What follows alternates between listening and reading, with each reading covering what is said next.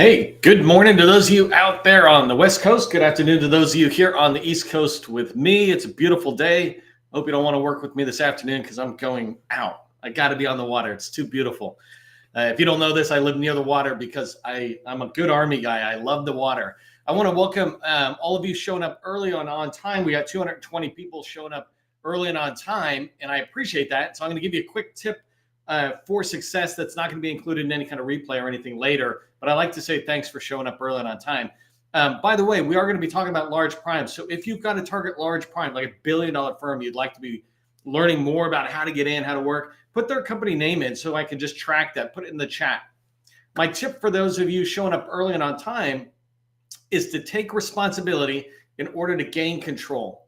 Take responsibility, not blame, but responsibility to gain control. And this is going to align to today's training actually as well.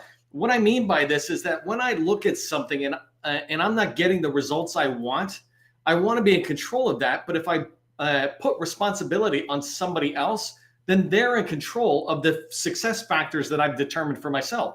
So I want to increase my sales. I don't blame this person, right? I don't put the responsibility on them. I put the responsibility on me.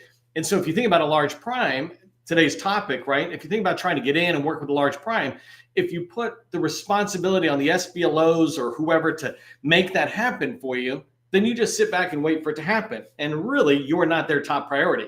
But if you take responsibility, you're going to have control of getting into that large prime. You can go in different angles. And so this is just a quick tip as a thank you for those of you showing up early and on time. I really appreciate it. Just remember, when you take responsibility, not blame, but responsibility. When you take responsibility, you gain control of the path towards success. And I really want that for you. Okay, let me get my ducks in a row here. We're going to dive into the training because we've got a lot of good stuff. Okay, so today I'm going to be making the case for you to stop calling SBLOs, Small Business Liaison Officers. It might sound a little like I'm hammering into them or something, but it's not. I'm trying to give you alternate paths than one single path we sometimes hear about, right? We sometimes hear that in order to get into a large prime, you got to go through the SBLO, or you should call the SBLO, the Small Business Liaison Officer.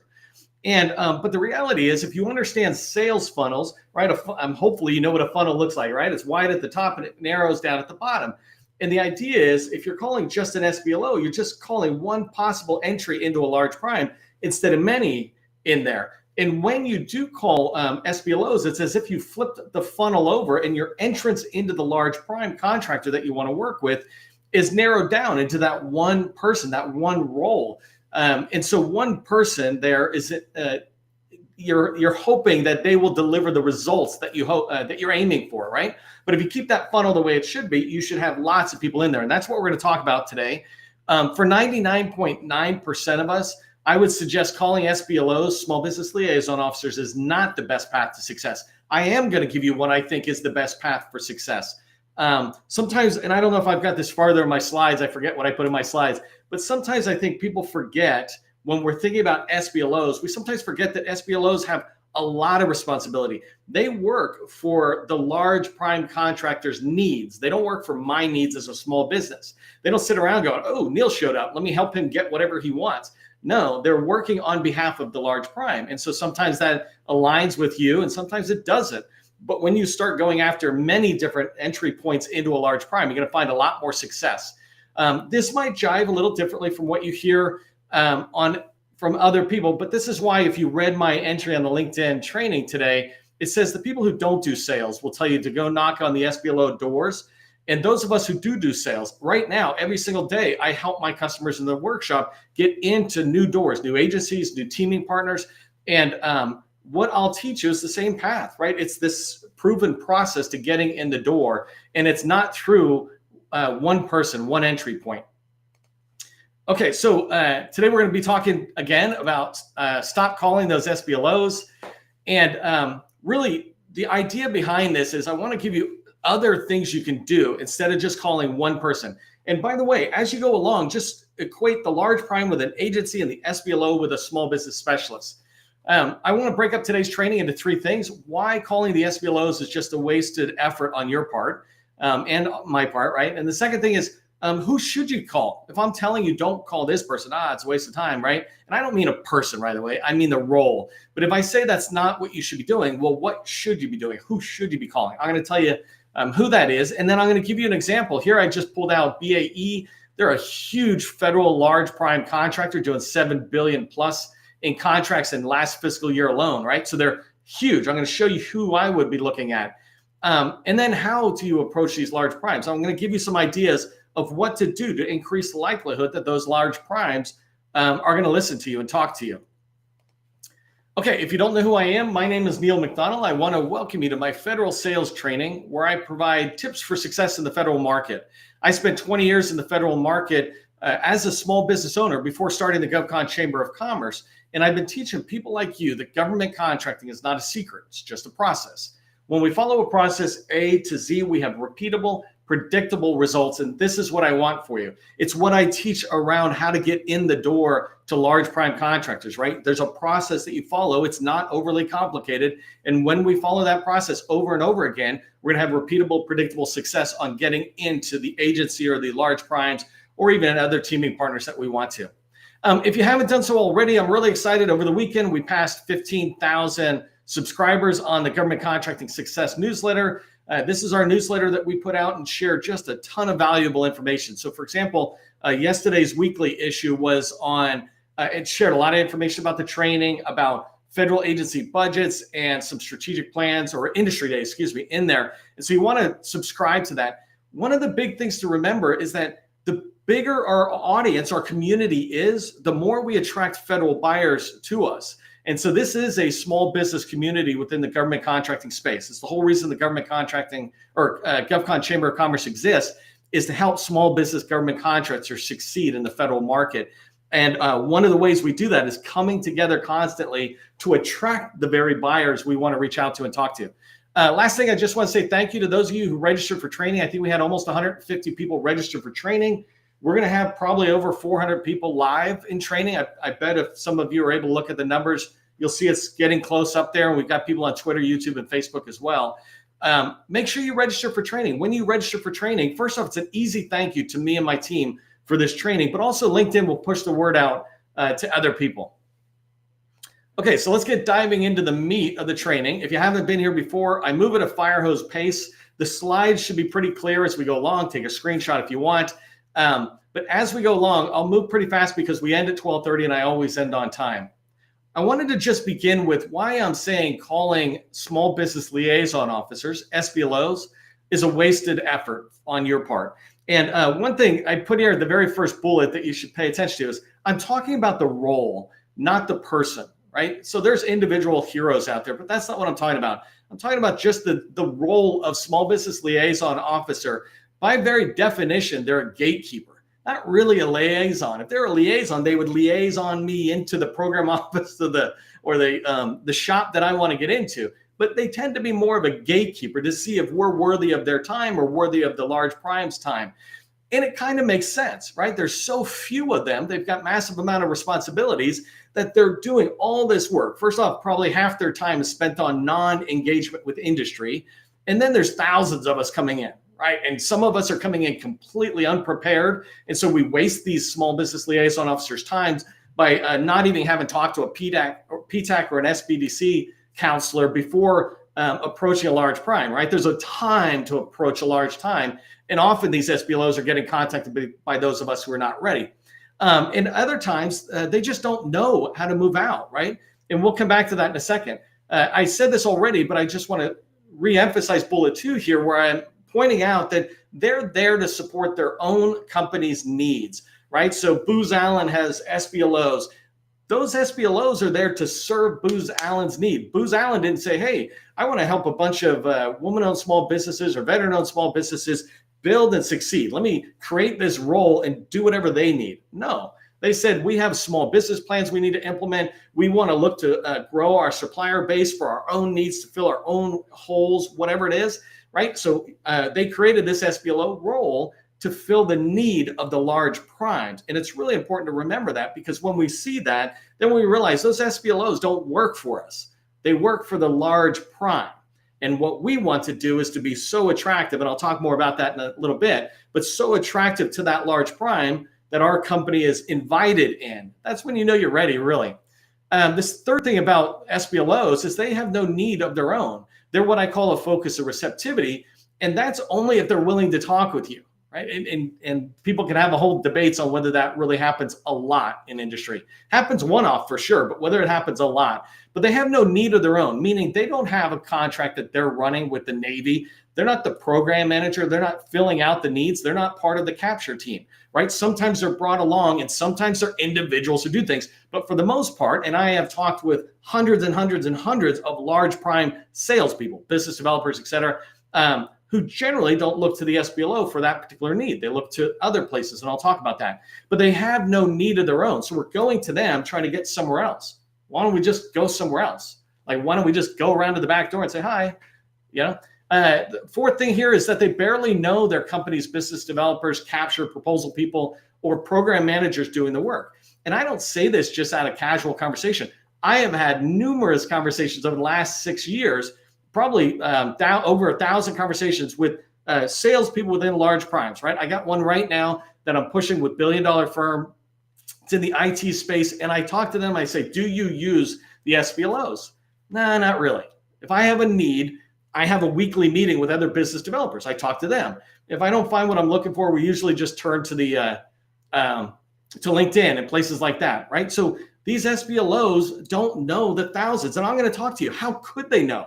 There's just too many people within a large prime that you want to reach for these SBLOs to maintain that relationship. They can try to pass you through, but they don't really know people. And again, I know I'm coming down hard on SBLOs, but what I really want to do is be saying, you need to take responsibility for getting into the large prime and not put that responsibility on the SBLOs. Otherwise, they're in control of your success, not you.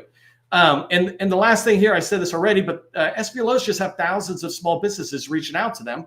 There's 300,000 of us, so I don't know how many reach out on an annual base to SBLOs, but a lot of them, right? And so when you think about all that activity that's on them, this is why I say they're gatekeepers. They're not really liaisons that are helping us in there. But there are other ways to do this. And this is who I think you should call at large prime contractors.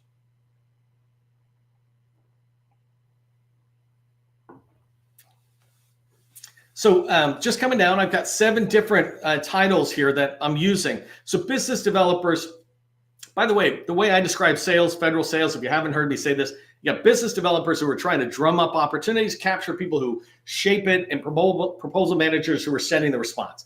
That's a very simplified way of doing it. But my point is they have different kind of roles. I have a friend who's over in Ohio. He's got like a $1 or $2 billion sales goal just at the Air Force. He's a business developer. He doesn't even do the capture part of it. His job is to really find and shape the opportunities and then put them into the pipeline so somebody else really pursue, a whole bunch of people then pursue it, right? So business developers, these are the ones who are walking the hallways, so to speak. Capture managers, these are the people with opportunities. Their job is to push these opportunities forward and increase the P-win through their activity, their capture activity. You want to be reaching out to those people.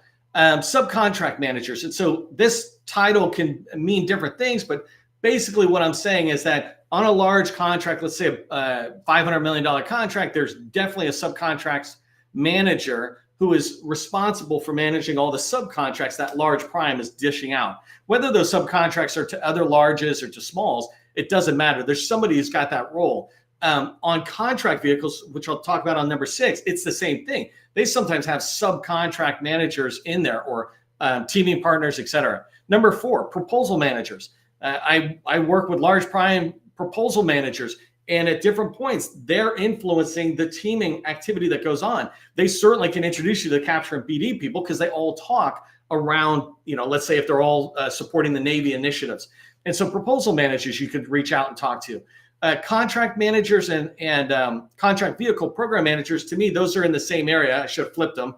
But on contract vehicles that large primes have, I'm trying to stop a sneeze. I've never sneezed live in 500 videos. But contract managers and contract vehicle program managers, they manage like Oasis or Seaport Next Gen for Booz Allen or Leidos or whoever, right? they manage those vehicles. They don't manage the work on the vehicles. That's number 7, the task order program managers. Somebody who's doing the work is the program manager there. But contract vehicle program managers manage those vehicles and track it through the 5 and 10-year life cycle. And there's a contract manager in there as well. So these 7 people are people you can call instead of the SBLO. These people will get you in the door. I used to describe this, and I wish I had put a picture up, but I used to describe it as if you're trying to get into a house or a building, the SBLO is the front door. Everybody says, go knock on the front door. It's like, okay, but if you're not getting access through the front door, there's a side door that leads to the garage or whatever. There's a back door that leads to the backyard. There's windows. You can jump up on the second floor. There's a little balcony with double wide doors going in there. It's a little creepy maybe, but you have all these doors you could go in. And if you're trying to get into a house, and that's what you're trying to do when you're trying to get into a large prime contractor to build a relationship to grow with them, don't just stop at the one door you tried, right? Try the other doors. And these 7 people represent those doors. Let me show you what these 7 people look like in reality with a company called BAE Systems.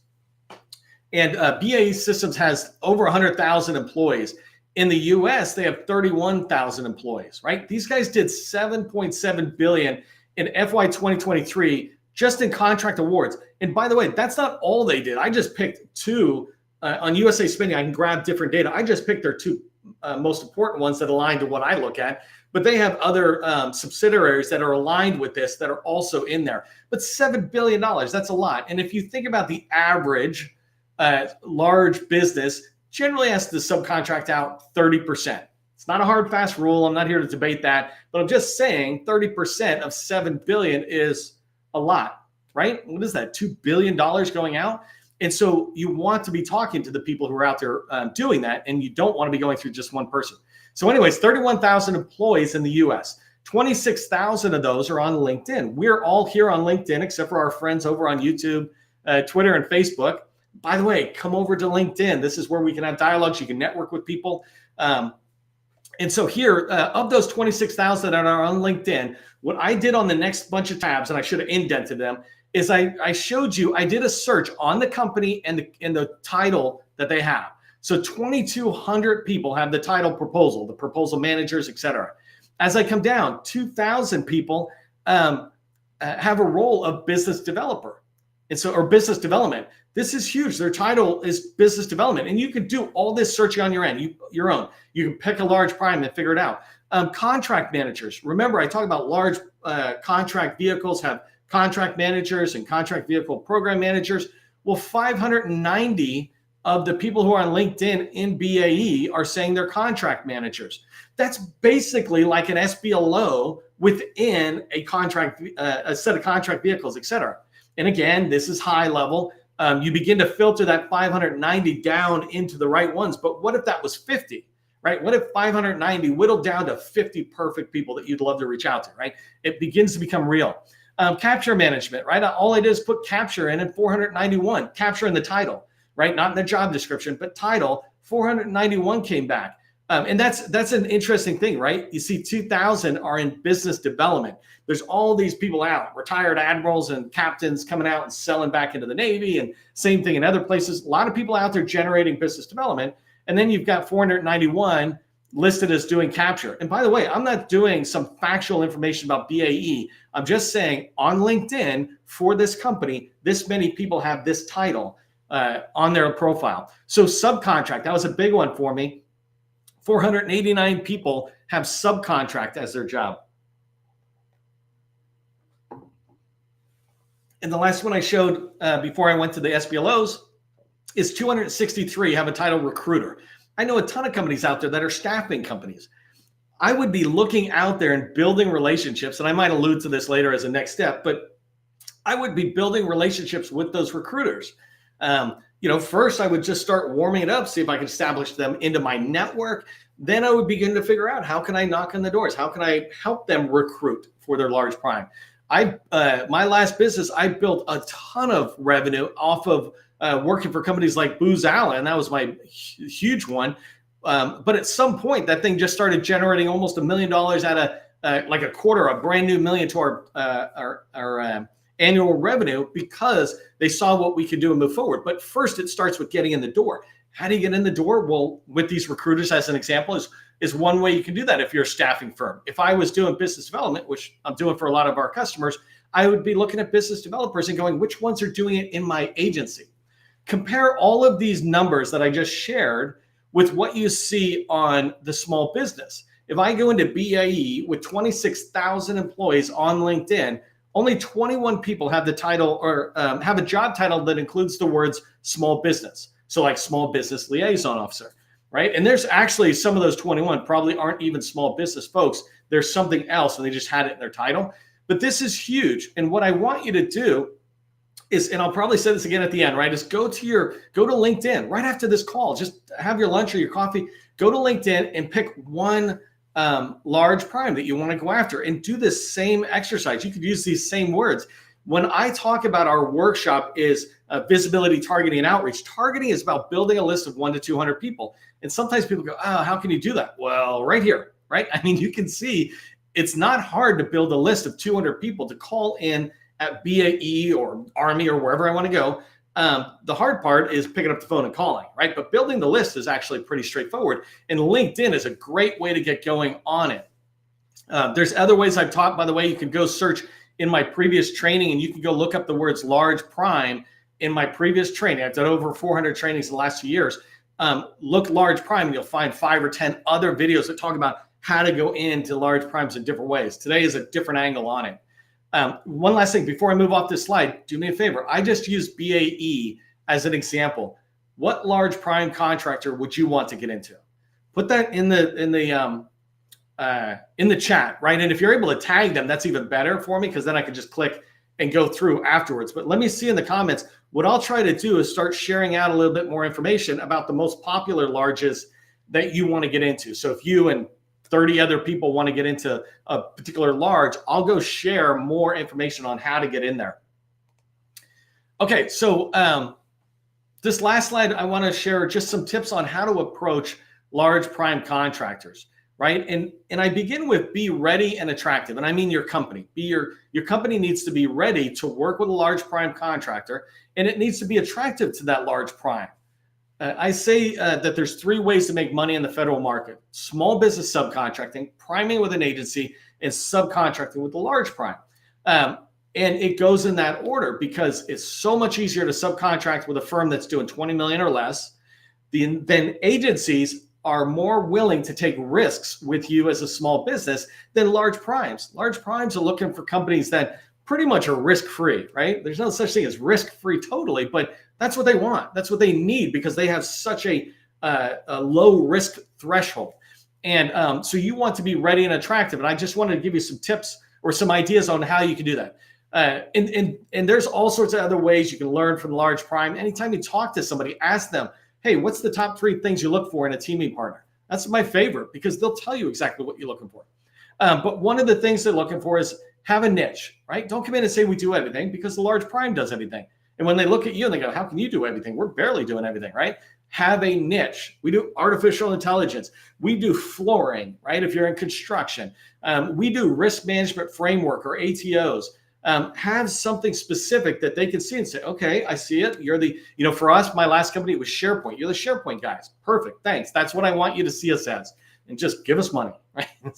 And the idea is you want to be coming in with a niche of something they either don't do or they don't want to do. So an example of something they don't do is, especially if you think along the lines of machine learning and artificial intelligence, it is just moving at such a breakneck speed. This is a perfect time for smalls to be completely ahead of the larges and agencies because you are nimble and you're experts, right? So you can bring in an expertise they don't do. They would love that because they can figure out how to fit you into their team.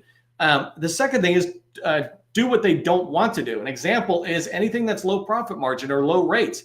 They don't really want to do admin support. They'd probably be happy to outsource anything that's typical admin support, receptionists or schedulers on a project, et cetera. It doesn't mean those are the only things we're going to get, but there's a lot more willingness to probably push that out than their high-level subject matter experts that they have themselves, right? And so think about what they don't want to do as well. That's just a different way of approaching with a niche.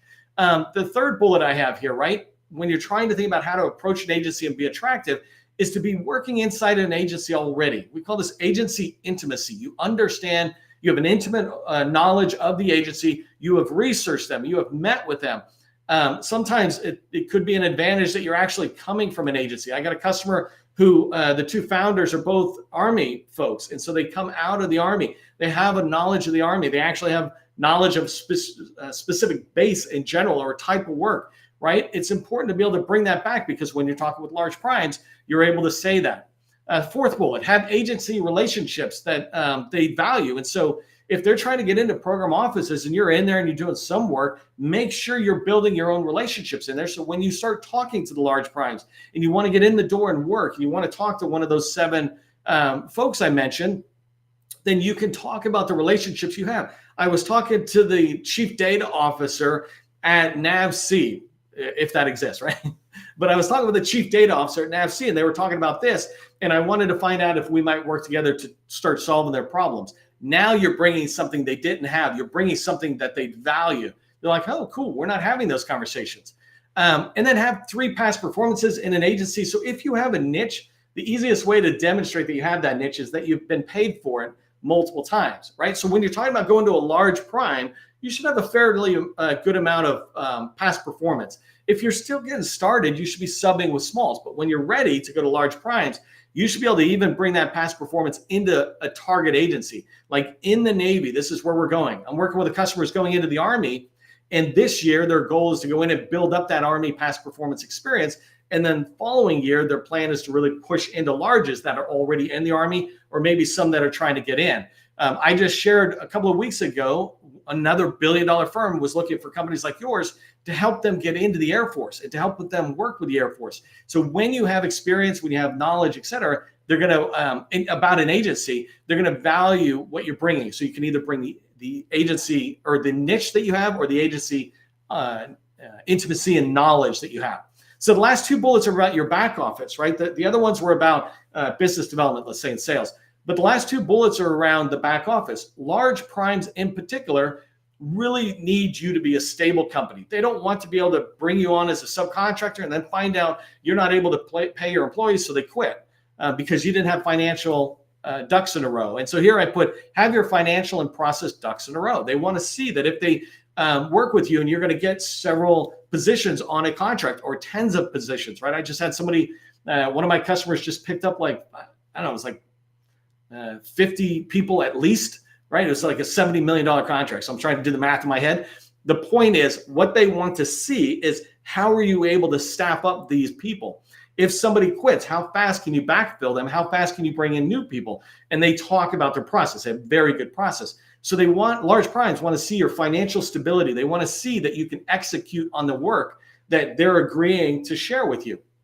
And then I put out certs that demonstrate back office maturity. This is CMMI. CMMC is on its way. Right now is the time to be looking at it. ISO certifications. These are all typical good certifications for organizations to demonstrate that we do believe in and follow a process that drives towards success. Largest see that as things that reduce the risk because you're thinking like they think. And so that's really important when you think about how to approach a large prime. Just remember, we need to make sure our company is ready and attractive to reach out. I just told you who you can reach out and how you can find them on LinkedIn, but make sure you're ready when you go in. Make sure you know what your story is going to be.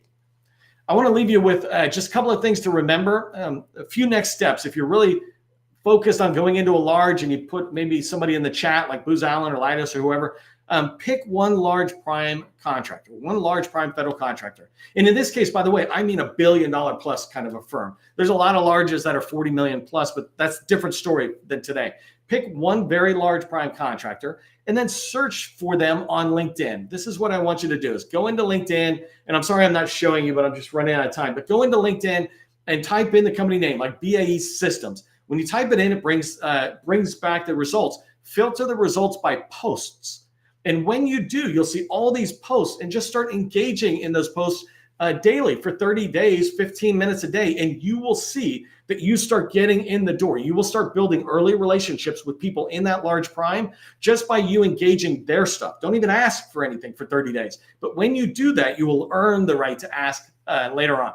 Okay, hopefully you found this valuable. Remember, register for the training. We've got 4 more trainings coming up this week, a lot of good ones, including another large prime one. If you'd like me or my team's help on your acceleration into agencies of business development, reaching out into large primes, check out our website, govconchamber.com. You can learn about our workshop over there. For all of us, as we move forward, just remember, government contracting is not a secret. It's just a process. I'll see you in the next training.